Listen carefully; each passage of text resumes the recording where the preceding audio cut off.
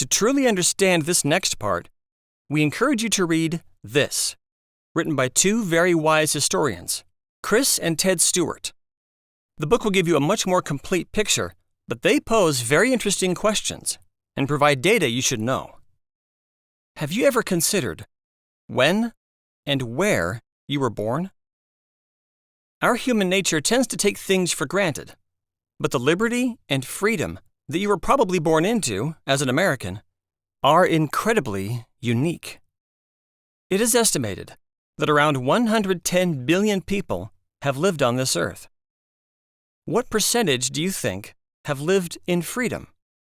Versus, what percentage do you think have lived under tyranny, fear, and oppression, where a government or dictator can control your every move and word, put you in jail, make you work for free, and even kill you if they choose? Would you believe the balance looks like this?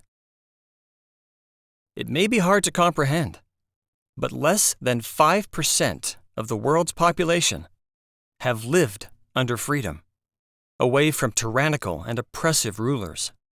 Freedom is not typical. Freedom is very rare. Injustice is the norm. Dr. Walter Williams says it this way: mankind's history is one of systematic arbitrary abuse and control by the elite. It is a tragic history where hundreds of millions of unfortunate souls have been slaughtered, mostly by their own government. A historian, writing 200 or 300 years from now, might view the liberties that existed for a tiny portion of mankind's population, mostly in the Western world, for only a tiny portion of its history, the last century or two, as a historical curiosity that defies explanation.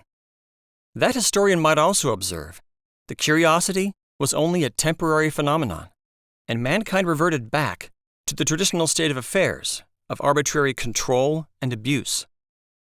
The authors continue to pose the question: are oppression, fear, and tyranny the natural order of things?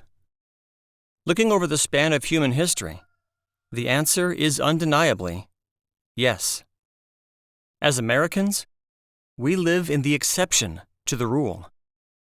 And just because freedom exists today does not mean it will survive for future generations. Once again, you and your peers will set the course for our country.